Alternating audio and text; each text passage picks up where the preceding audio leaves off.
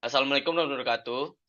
Kami dari kelompok MindMatch akan mempresentasikan hasil kerja kami dengan judul Kampus Connect.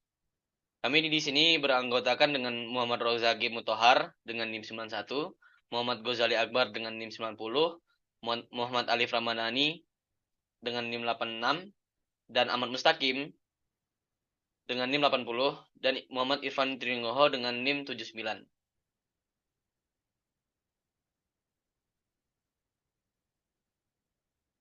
Kampus Connect adalah aplikasi yang dirancang untuk mewadahi konektivitas dan interaksi pada kalangan mahasiswa dan komunitas mahasiswa. Deskripsi sistem. Kampus Connect adalah aplikasi yang bisa meningkatkan keterlibatan dalam kegiatan kampus, mempermudah berkomunikasi dengan sesama mahasiswa, khususnya mahasiswa informatika UAD, memperluas jaringan sosial, dan meningkatkan akses informasi terkait fakultas. Ruang lingkup. Kami di sini mempunyai 4, yaitu pendataan mahasiswa, kalender kampus, forum diskusi, dan antar muka yang intuitif. Proses bisnis. Di sini kami mempunyai proses bisnis yaitu perancangan, analisis, desain, dan implementasi, dan pengujian. Dalam perancangan, pada tahap ini kebutuhan dan tujuan dari aplikasi Kampus Connect diidentifikasi dan direncanakan. Dalam analisis, dalam fase analisis, spesifikasi kebutuhan yang lebih rinci dari aplikasi Kampus Connect dibuat. Dalam desain, fase desain melibatkan pembuatan arsitektur dan desain detail dari aplikasi. Dalam implementasi, pada tahap ini pengembangan kode aplikasi dilakukan berdasarkan desain yang telah dibuat. Dalam pengujian, setelah implementasi selesai, aplikasi Campus Connect akan diuji untuk memastikan bahwa tidak ada bug atau kesalahan. Selanjutnya akan dilanjutkan oleh teman saya. Selanjutnya, daftar seluruh spesifikasi kebutuhan (SRS). Yang pertama, mahasiswa informatika. Mahasiswa informatika UAD adalah pelajar di program studi informatika Universitas Al Dahlan, mempelajari konsep dasar informatika, pemrograman, pengembangan perangkat lunak, basis data, jaringan komputer, keamanan informasi, dan bidang terkait lainnya dalam ilmu komputer dan teknologi informasi. Yang kedua, ada dosen.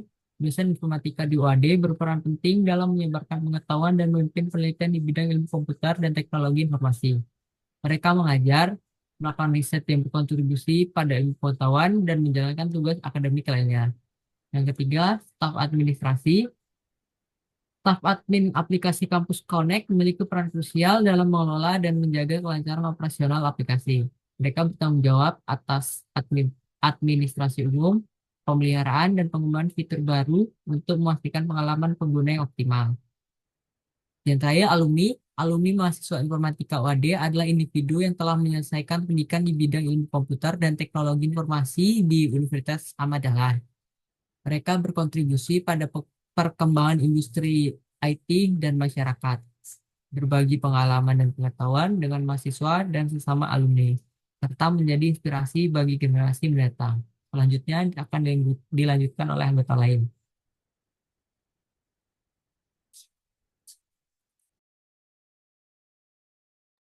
Ya, dari use case diagram yang kita tampilkan ini, kita memiliki 3 aktor, yaitu user, admin, dan sistem.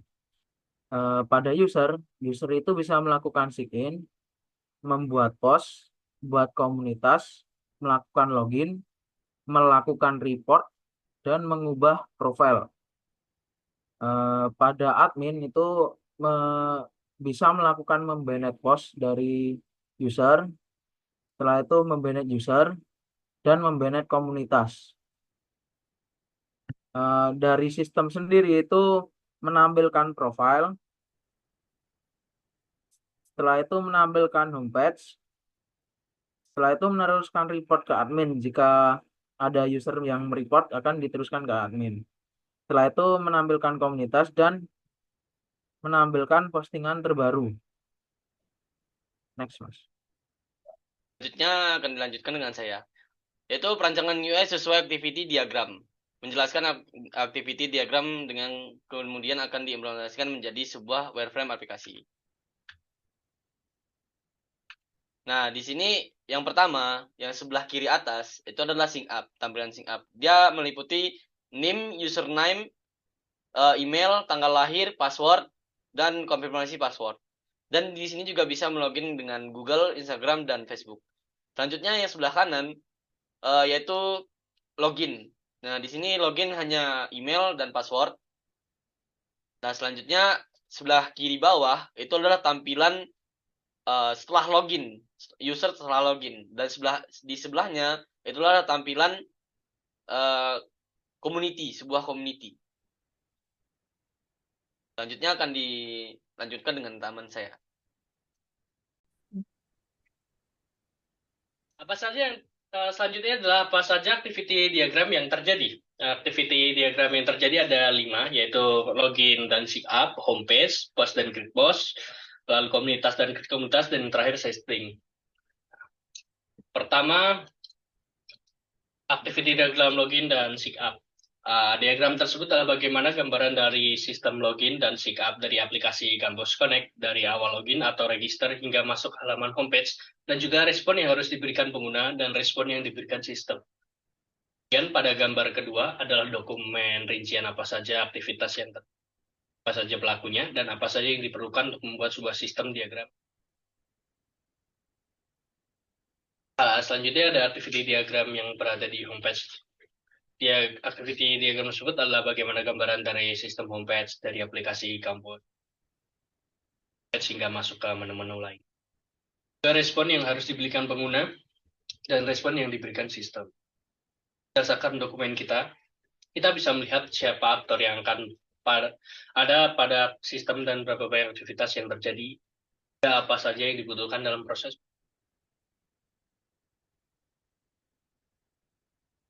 Selanjutnya adalah diagram post dan grid post.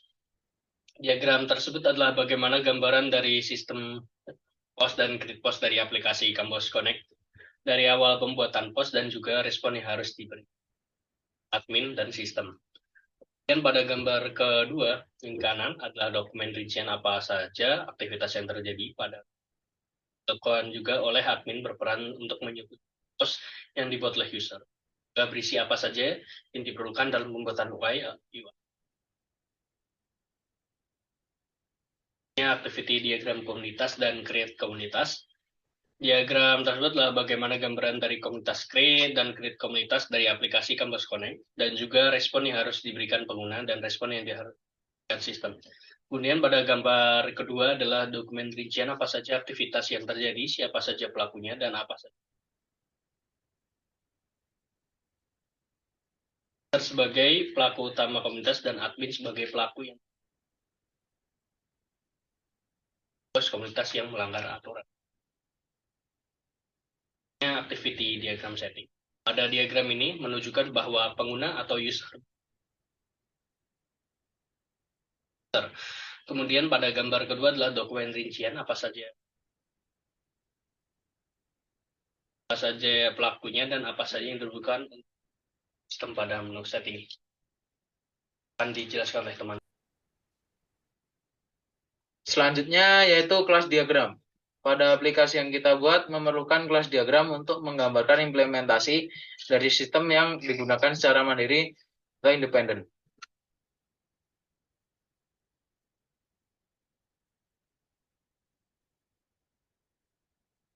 Ada apa saja pada kelas diagram ini? Pada kelas diagram terdapat 6 kelas utama, yaitu user, admin. Admin itu mewarisi dari user, vote, comment, post, dan community. Dengan beberapa fungsionalitas utama seperti manajemen pengguna atau registrasi dan login, dan pembuatan dan pengelolaan konten atau post dan komentar. Dan fungsi kunci seperti hierarki pengguna atau user biasa dan admin, moderasi pengguna atau admin dapat melarang pengguna atau menghapus komunitas, dan terakhir interaksi pengguna yaitu voting dan berkomentar. Ya, itu adalah struktur untuk platform sosial yang interaktif dengan kontrol moderisasi yang kuat. Nah, relasi antar kelas. Pada kelas diagram yang telah kita buat, kita perlu mengetahui apa saja relasi yang terjadi pada antar kelas. Apa saja relasi yang terjadi pada diagram tersebut? Yang pertama yaitu user dengan post. One to many. Jadi satu user dapat membuat banyak post. Setelah itu user dengan komen. Satu user bisa membuat banyak komen. Setelah itu user dengan vote, yaitu one to many. Satu user dapat memberikan banyak vote. Setelah itu user dengan community, yaitu many to many. Banyak user dapat menjadi atau moderator di banyak komunitas. Setelah itu relasi konten.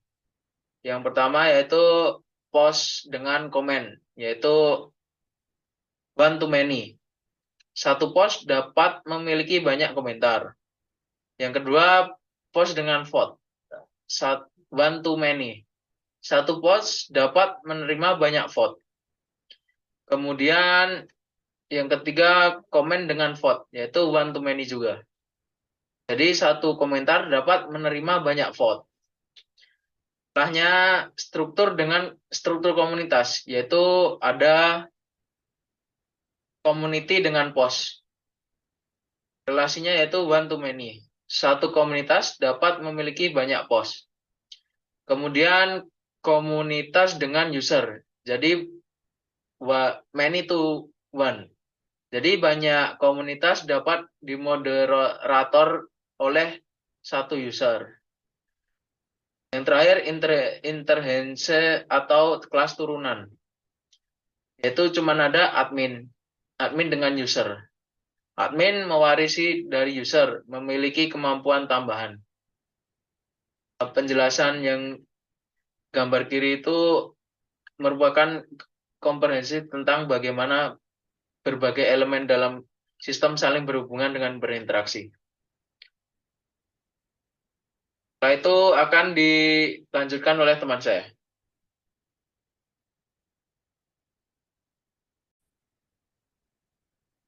Lalu selanjutnya sequence diagram. Pada aplikasi yang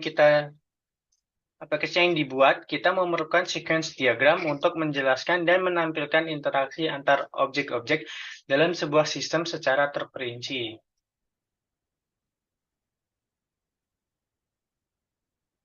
Bagaimana interaksi yang terjadi pada sequence diagram?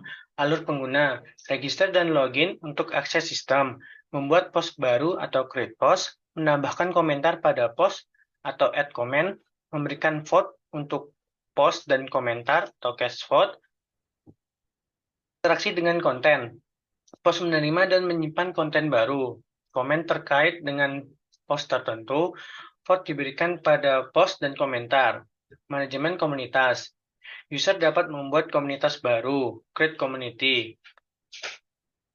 Post ditambahkan ke komunitas tertentu. Peran admin, memiliki akses untuk menghapus komunitas, delete community. Urutan interaksi, dimulai dari registrasi atau login user, dilanjutkan dengan pembuatan konten dan interaksi, diakhiri dengan tindakan moderasi jika diperlukan. Diagram ini menggambarkan alur kerja dasar aplikasi Kampus Connect, dari pendaftaran pengguna hingga moderasi konten.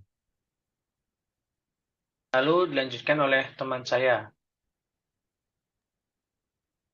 Costing dan estimation.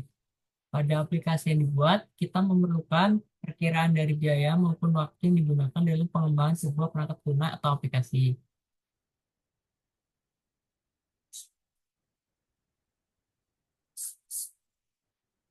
Metode apa yang digunakan? Digunakan perhitungan UCP, yaitu sebuah metode estimasi perangkat lunak yang digunakan untuk memperkirakan ukuran perangkat lunak dalam proyek pengembangan. Setelah dilakukan langkah-langkah perhitungan pada UCP, didapat hasil sebagai berikut. Pada work time per day diisi 3 jam, dan cost per UCP Rp10.000, sehingga didapat hasil perkiraan costing dan estimasi seperti gambar di atas, dengan rincian hour of effort-nya 368 jam, estimate hari 122, dan terakhir estimasi biaya yaitu Rp368.436. Selanjutnya dilanjutkan oleh anggota lain.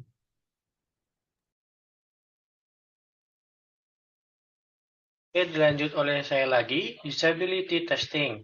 Pada aplikasi yang dibuat, kita memerlukan usability testing untuk mengetahui bagaimana aplikasi atau perangkat lunak yang kita buat apakah sudah sesuai atau layak untuk kemudian diimplementasikan sebagai aplikasi sungguhan.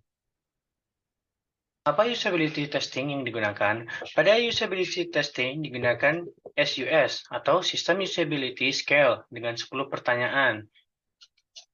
Pertama, saya merasa yakin menggunakan prototipe aplikasi Kampus Connect. Kedua, saya merasa prototipe aplikasi Kampus Connect ini rumit. Yang ketiga, saya merasa prototipe aplikasi Kampus Connect ini mudah digunakan. Yang keempat, saya memerlukan bantuan teknis untuk menggunakan prototipe aplikasi Kampus Connect. Yang kelima, saya menemukan berbagai fungsi dalam prototipe aplikasi Kampus Connect ini terintegrasi dengan baik. Yang keenam, saya merasa prototipe aplikasi Kampus Connect ini memiliki terlalu banyak inkonsistensi atau tidak konsisten. Ketujuh, saya bisa belajar menggunakan prototipe aplikasi Kampus Connect ini dengan cepat. Yang kedelapan, saya merasa prototipe aplikasi Kampus Connect ini terlalu membebani. Yang dan saya merasa sangat percaya diri menggunakan prototipe aplikasi Kampus Connect ini. Lalu yang terakhir, itu saya perlu mempelajari banyak hal sebelum dapat menggunakan prototipe aplikasi Kampus Connect ini. Lalu bagaimana hasil testernya? Dari pengujian didapat 6 orang sebagai penguji dari aplikasi kita ini. Kemudian didapat hasil sebagaimana tabel yang kita berikan ini. Jadi kita menggunakan tester dari teman kita itu ada Andriansyah, Fajar, Nabila Akmal, Ivan Dani, Farkot Asanji, dan Fatahria Anggita. Lalu untuk penghitungannya itu, pertanyaan ganjil itu bersifat positif dan pertanyaan genap itu bersifat negatif. Untuk perhitungan SUS, nah itu untuk pertanyaan yang ganjil, itu total hasil responden dikurangi jumlah tester. Untuk SUS 1, 3, 5, 7, 9, itu hasilnya itu 16, 16, 16, 16, dan 15. Lalu untuk SUS genap, itu untuk perhitungannya itu 5 dikali jumlah tester, lalu dikurangi total hasil responden. Untuk SUS-nya itu ada SUS 2, 4, 6, 8, dan 10. Untuk total keseluruhannya itu ada 165. Lalu kemudian dengan rumus SUS itu total dibagi dengan jumlah tester. Hasilnya itu 27,5. Kemudian dikalikan dengan 2,5 yang hasilnya jadi 68,75. Dan hasil tersebut kemudian dibandingkan dengan SUS Stable Range didapat bahwa hasil uji masuk ke dalam kategori grade B atau good. Seperti itu saja dari kelompok kita untuk pengertian dan beberapa diagram yang kita berikan tadi sebelumnya dari kelompok Mind Match dengan aplikasi Kampus Connect. Kurang lebihnya mohon maaf. Wassalamualaikum warahmatullahi wabarakatuh.